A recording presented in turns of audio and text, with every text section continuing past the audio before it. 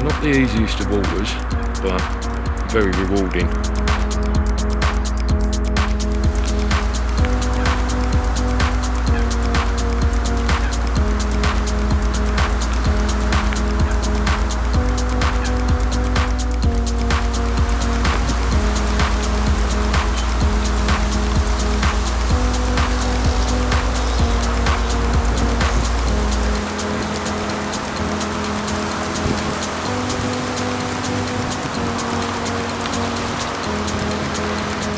Going to be rechucked just in case. I've had a few fish show over the spot. A little bit concerned about the presentation, but all seems fairly well.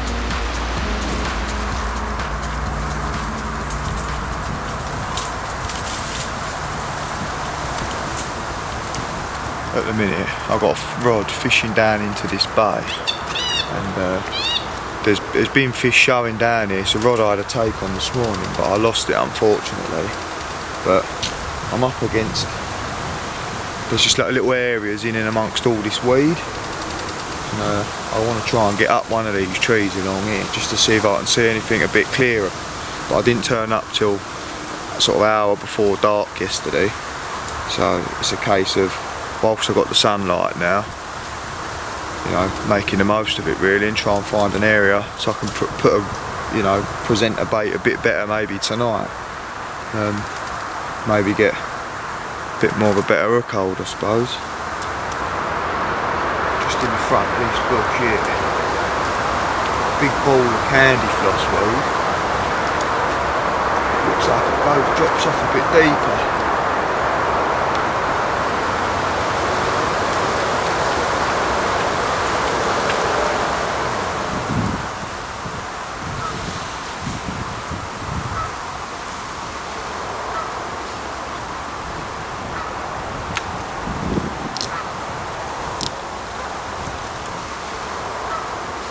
It's 8 wraps and 2 foot, and that's literally all that is. It's all weedy out there, but it's an area I can just get some sort of a drop, and I'm not bringing back too much weed on the end of the hook point. So I'm going to change hook bait. I'll set that bait just a little bit further back, just to allow, because it's quite silty out there, and I am in and amongst some weed, so it's not a silly long hook length, but I'm allowing for it for the distance of the bead and the lead, so hopefully present nicely in that silt and that weed. So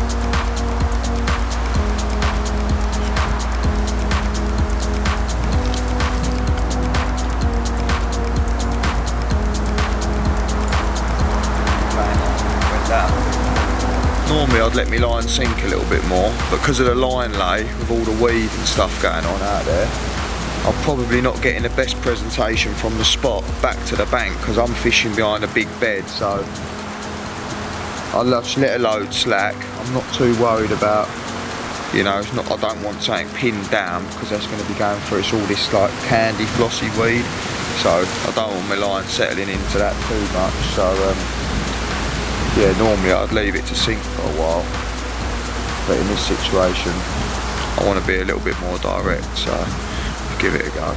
It's part of the reason why I use a Duraflex as well. The way it behaves in the water, it's not like really wiry, you know, it sinks well. It's like it's quite a supple line, cast extreme. I mean, I've got the thicker one on today, which is 0.4 diameter, 4.0, and even still, like, it casts extremely well. You can hit 100 yards of it, no problems. But I'm not fishing nowhere near that. It's like 40 yard little flicks on here, but even still, I'm fishing in and amongst a lot of weed, so I want to have a bit of backbone to it, you know. So yeah, but I use it all over. I use it at Lahore, 0.30, fishing like 160 yard plus.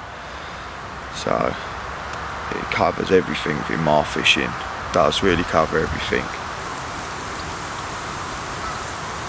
For the zig rig, so obviously they're not a new method at all, but I know a lot of people don't have confidence in them, me included. I was never fully sold on them, and I turned my season around on one of the waters that I'm fishing.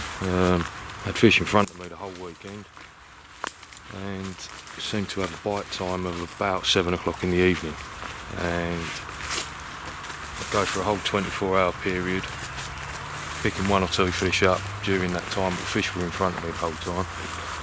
Fishing 16 foot of water, so you know, if the fish are in front but they're on the top, you're still nowhere near it. And within the last 5 hours of my session, it was the last morning, and I kind of assumed I wasn't going to get a bite off at the bottom, and I put 3 zigs out in front of them, just tried it, and within half an hour I banked the first one. It was a 25 mirror, so they're not just for small fish. And in them 5 hours I had 5 takes, which throughout a whole weekend I think I doubled my take rate. So it turned my season around, and I started using them more regularly on that lake, and I was catching, looking around the lake, and other people are still not catching because they're not using zigs and things like that when the time is right to be using them. And yeah, it's just got a newfound confidence with them. It's something that you have to put all your eggs in that one basket. You can't just throw out a token zig for a couple of hours and assume that they don't work. You've got to be persistent with them. You've got to be active with them, changing the depths of them, changing the colours of them. So this morning there's been a lot of fish activity, a lot of rolling in front of me. There has been a little bit of bubbling, but that seems to have stopped as the day's gone on. It stands to reason that the fish are still here because we're still seeing them, but quite honestly just not getting the activity on the bottom. So I'm going to start putting a couple of zigs out, see if I can't tempt something there. That's the lead arrangement for the zig rig. It's just a naked line running down to a general lead clip. Obviously with the zig rig, the hook's going to be nowhere near the actual lead, so I want as much weight as possible to set the hook home. Plus I'm going to fish with a very tight line down to the lead, so I want it to hold bottom wherever it lands. The line that I'm going to be using for my hook link is the 0.30 Duraflex. It's light enough to be held up by a nice small bit of foam. It's durable enough to do the job. Yeah, it ticks all the boxes for me with zig rigs really. It's absolutely fantastic stuff. Because I'm using a very small bait, you want to tie a nice small loop in the end of it. Close that down. You'll know how to tie an overhand loop. Double it over, make another loop, pass it back through itself. Before you close it down, like I say, you want the smallest loop you can get away with. You're only going to put a little hair stop in there, so it's not required to be big. Bait, as you can see, the knot's disappeared inside it, which is perfect, it's what I want. Bait for this instance is a tiny little bit of black foam topped off with a little bit of yellow. The idea, black foam is silhouettes for any fish looking up from underneath at the bright sky, and yellow, it gives a little bit of a visual aid if they're swimming over the top of it to look down on it. Tiny little hair stop, and it goes. I know that my arm span is 6 foot long. I'm going to pull off maybe 7 foot to give myself a little bit to play with. Trim it off. So size 5, go through the back towards the point of the hook, thread it down. And the other thing with zig rigs, for me, you want a very short hair. You want that bait to be sitting right on the back of the hook. So what I do, I'll probably do a few more turns than your average knotless knot just to keep it nice and tight. You just go round and round and round. Keep going. And it's closing the hair down as I do so. Find the tag end. And just tease it back through, go back through towards the point. Now, to stop the gape closing up, I use a bit of shrink tubing. Normally long enough to cover the knot and come slightly past the eye. It just keeps it nice and straight, so you're not closing that gape up. What you don't want to do is have the hook sitting like that. These fish are going to be snatching at this, they're not going to be sucking at it, there's going to be no movement in that rig. So I want it to sit up nice and straight. So just being careful not to burn yourself. Remember, steam it straight. Just like that. And that is the desired effect that I'm looking for.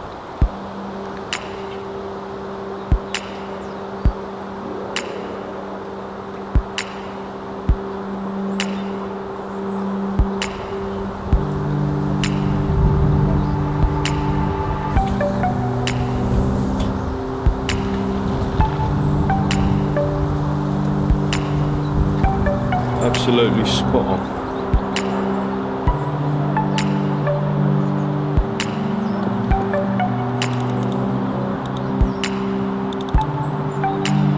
As I said before, I want a very, very tight line to this. I'll tighten it right down.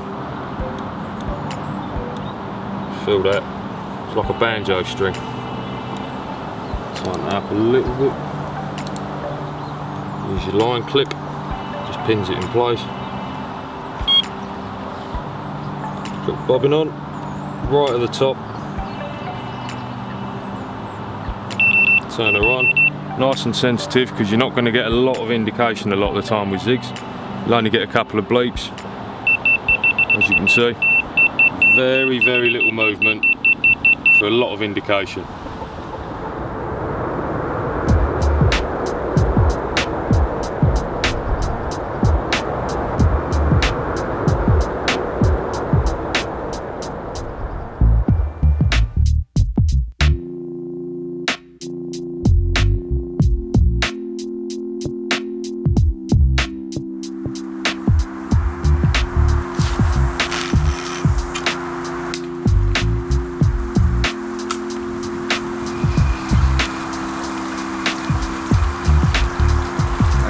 Noticed I'm left-handed, but I'm cock-handed at the same time.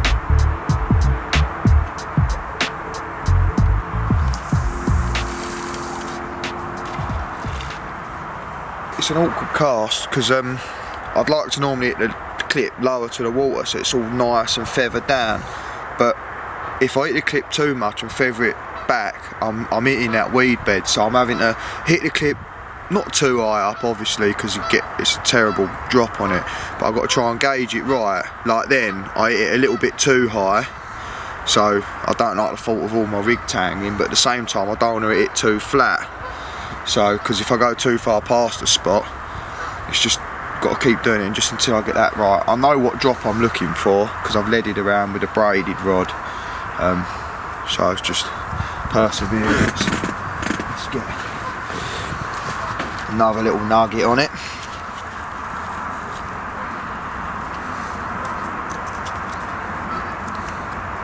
It's not a mega drop that I'm getting out there anyway.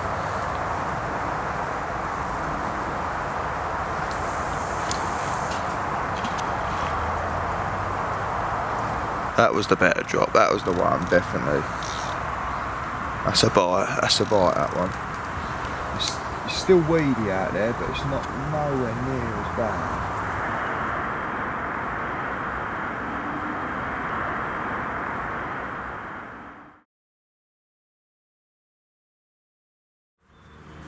doesn't seem to be much in the way of fish movement. There's no fish crashing or bubbling or anything like that. So I'm just trying to make something happen. I've walked around with a bag of bait, trying to look for a few likely spots that potentially the fish could come in on, or even find some actual fish. I'm just at the minute looking for some fish or signs of fish bubbling, slight tail patterns in the shallow water, things like that. So just trying to generate a bite basically. So this year at Cleveley Mere, I've been fishing it through the summer. Been picking fish up generally every session actually, one fish a session, which seems nice. I've had a couple of the known fish as well. One was called the Classic Common at 32.6 if I remember rightly. Had the last fish out of here was one known as Blackwall, that was £30 2. Amongst a few other mirrors and commons and things like that, seems to be a very good stamp of average size fishing here. Not the easiest of waters, but very rewarding. I seem to spend a lot of time up this back bank because there's minimal swims up here. You fish it from the far margin, and that's where I'm looking at the moment to see if I can find any likely looking areas where the fish are just congregating at the moment. You do normally see them tucked right in this bank here, just underneath the overhangs. So the advanced line, which far more belt and braces stuff, you hit and hold fishing, snag fishing, weed fishing. When I've used it, I've pulled fish out of weed beds and very, very snaggy lakes. A lot of structure under the lake bed actually. And it's held firm, whereas the Duraflex, I've found if you need to do any sort of range fishing, I found the Duraflex really good for that, long range stuff. Just makes life a lot easier, it's a lot smoother, casting line and things like that. Well, when I walked back to the swim earlier on, there's a little tree up in the corner you can get up, and I got up there and there's like 4 fish just sitting, probably only in about 3 foot of water, but it's really clear, and they just keep circling a spot, and probably more luck than judgment. First cast, I put a rig on it half. Normally I'd cast a bare lead at it, you know, clip it up and sort of edge it in, but this time I put the rig on it sort of like first cast and managed to get it in there. Like normally it took me sort of 2 and 3, but fluked it first time. So you know, let's just see what happens. I mean, there's fish out there, there's no bait round it, just on a single little wafter, and yeah, hopefully we can just nick a quick bite before dark. Basically yesterday we spent the day in the swim just because it was the first day here, and we wanted to kind of work out what was going on, and the fish were turning up sort of lunchtime when the sun got up. A bit of disturbance, and you know, general, I'm in a corner, so there's quite a lot of disturbance. There's people packing up, there's people setting up, you know, so I just wanted to rest this area, and the plans, you know, it's work. I've seen fish here all afternoon now, just milling around, so fingers crossed for tonight, eh? I've just had to have a little move. There was just absolutely nothing happening in that swim. First night it did look good for a bite, absolutely nothing's happening. I think it's a bit stupid to actually sit there and try and wait for a bite that, quite honestly, I don't feel very confident of happening. We've been round, had a look at the snags, there's still fish in there, so it seemed the smartest move, to be honest, so that's what we've done. Jumped in, fingers crossed.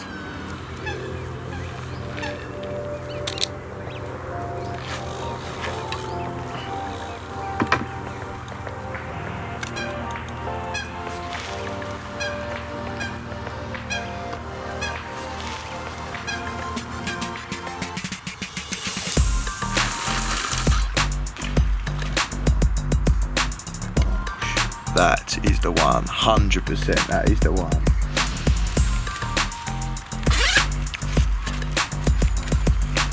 This in here is complex tea and the salts. It's dried out a little bit now, it's been sitting up in the trees in that wind.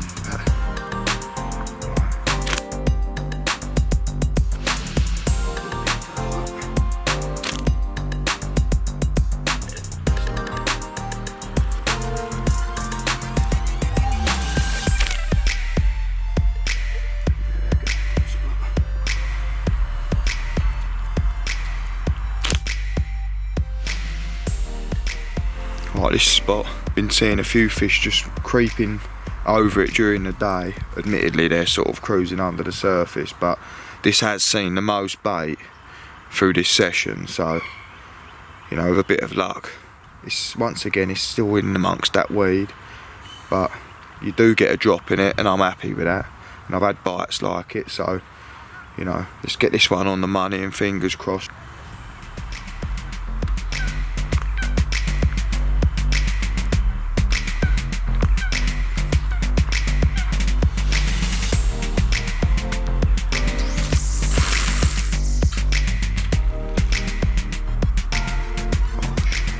Lovely jubbly. Lovely jubbly.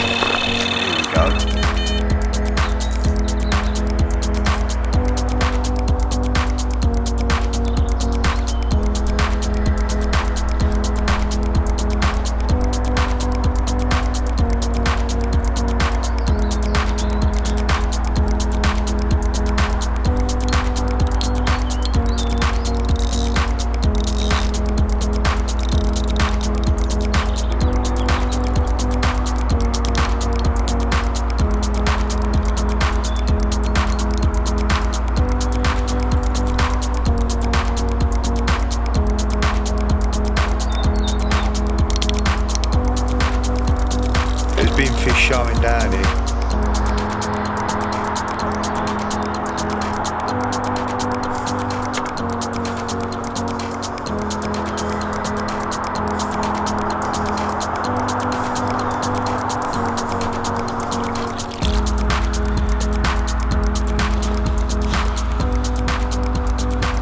Lovely clean fish, isn't it?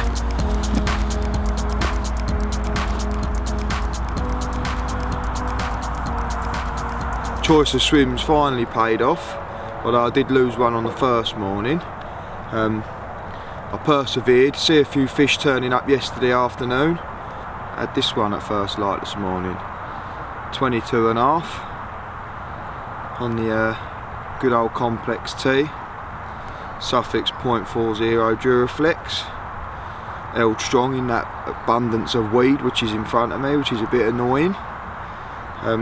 But yeah, all's good. All's good. Just put a little bit of water on it.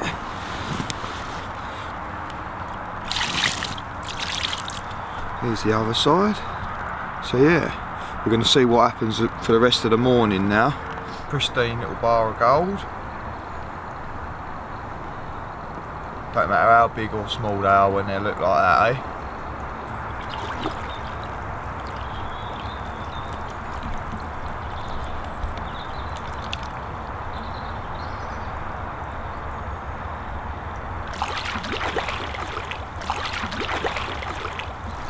Get in there.